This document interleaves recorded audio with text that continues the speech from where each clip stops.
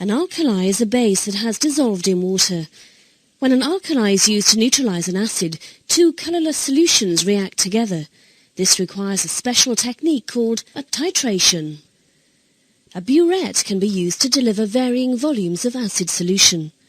The burette is first filled carefully to the 0 centimeters cubed mark with dilute acid. A pipette and pipette filler are then used to transfer a fixed volume of alkali into a titration flask. The volume transferred in this experiment is 25 centimeters cubed. 3 drops of phenolphthalein indicator is now added to the alkali.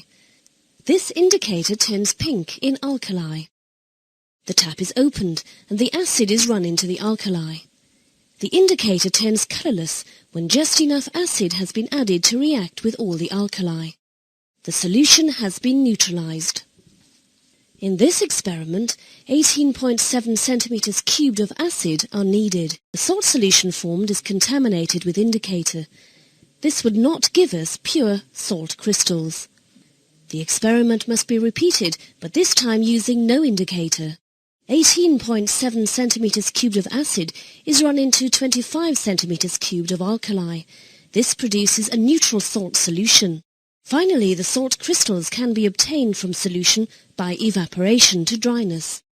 This process could be used, for example, to produce the salt sodium chloride.